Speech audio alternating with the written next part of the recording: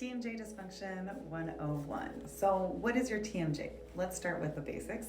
So your TMJ is this joint right here that facilitates talking, eating, breathing, and facial expressions. And so the joint is right here. It's composed of the temporal bone right here and your mandible right here. And inside we've got a disc as well as all the ligaments.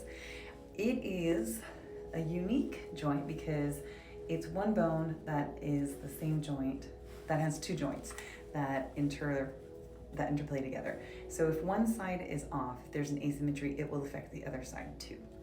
When we get a little more into the grittiness of it, other parts that are involved that are going to impact the temporomandibular joint, we've got our maxilla right here, we've got our zygoma and our nasal bone, and inside we have our vomer and the palatine. So these are all really important in the function of our temporomandibular joint.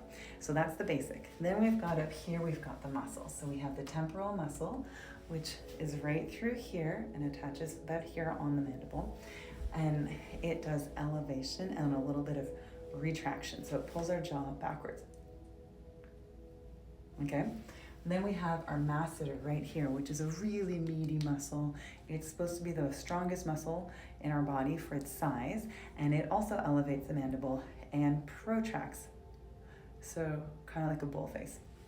Then deep in here, we've got our pterygoid muscles, our medial and lateral pterygoids, which also help with these sorts of movements and protraction and retraction. Those are the primary muscles. There are other muscles that attach into the mastoid process here that are going to impact, and we've got muscles that attach into the occiput, the cervical spine, that are also going to impact the alignment of the TMJ. So that's the joint. What is also involved, so what's going on here? TMJ dysfunction is typically described as lack of range of motion, painfulness, and popping. So you should be able to fit from your dominant hand the 3 knuckles into your mouth. If you can't do that, then you might have some dysfunction. If you have pain, you might have some dysfunction. If you're feeling like a sluggishness in your ear, ringing, it could be a sign of dysfunction. If you have headaches, it's a sign of dysfunction. When you look here, these are trigger point charts. You can see where trigger points, so knots in these muscles, can refer into these areas. It's very uncomfortable. Causes vary from all sorts of things. Trauma, obviously, is a common one. Stress from grinding our teeth and hiking our shoulders up and getting all this tension.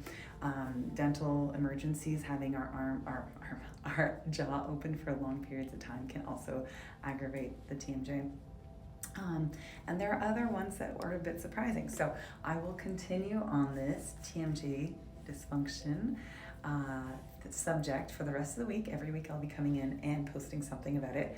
Today's focus was on understanding where the TMJ is, what structures are involved, and how it functions. Please, if you like this, follow me, like this. Also, if you want more information, leave a comment down below, ask some questions. There is a lot to cover here. I love treating this. I've been practicing for over a decade, and this is my favorite dysfunction to help people resolve.